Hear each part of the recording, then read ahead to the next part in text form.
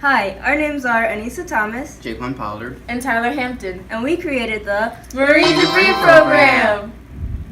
All around our community, we've noticed trash piling up around our ponds, creeks, and streets, and after being informed that the elementary and preschools in our town don't put much emphasis on recycling to students, we knew we had to do something.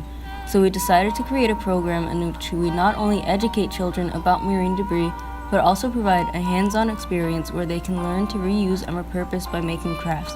Our goal was clear. We wanted to tackle the growing problem of marine debris and make a lasting difference by educating our community's youngest members. But now our problem was, where do we start? We decided to hold our program at the local library, so we got in contact with the teen librarian, Ms. Pacheco. And after sorting and figuring what days and times would work for everyone, a task much more challenging than it appears, we finally came up with a schedule for our marine debris program.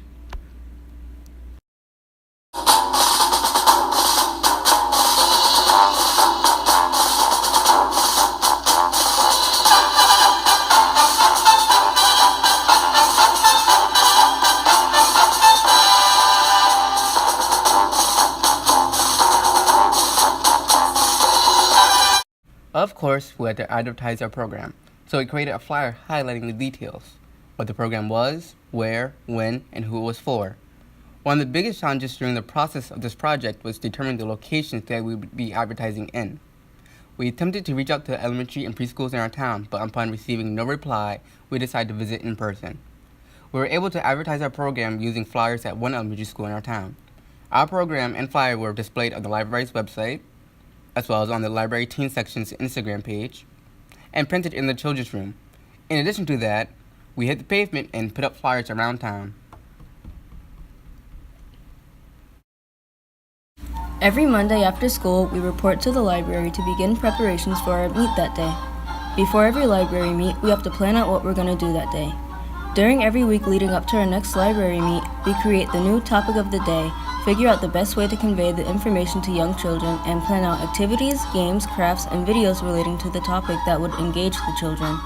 Though it was tough on top of all our other schoolwork and responsibilities, each week we did research, collected the needed supplies, made PowerPoint presentations, and more to prepare for our next meetup. When setting up, we had to design a layout of the room, one that would allow kids to be able to sit in color, see the projector screen, and allow space for us to be involved and interact with them. We also included seats for parents and guardians of the children to sit and enjoy a program as well. We wanted to introduce kids to the problems of marine debris and the importance of taking care of the ocean and how they can reduce the amount of debris that gets into the ocean.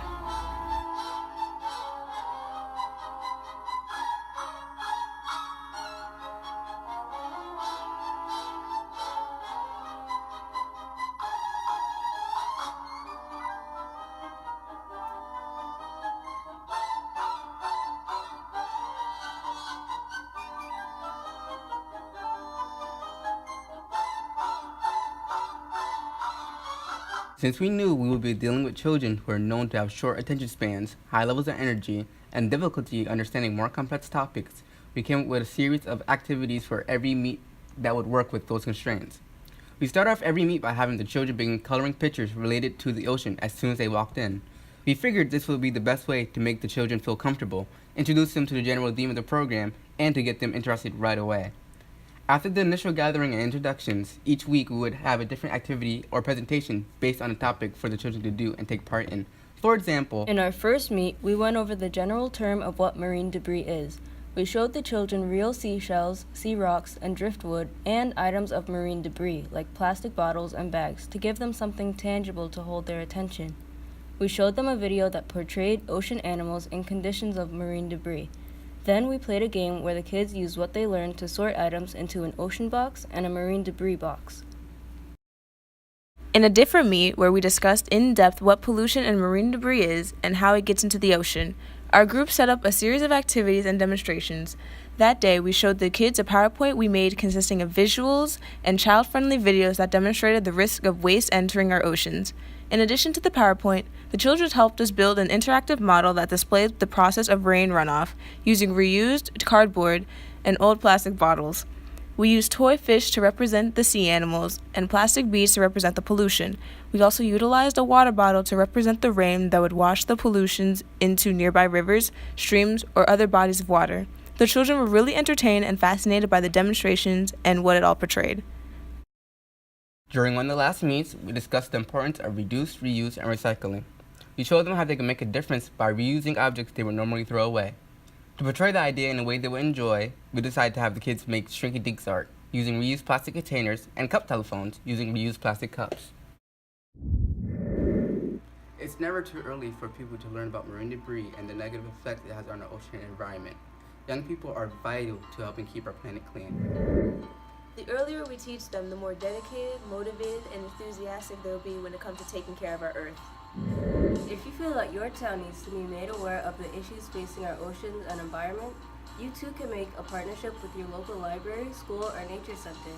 In doing so, you would help make the world a cleaner and healthier place for us and future generations.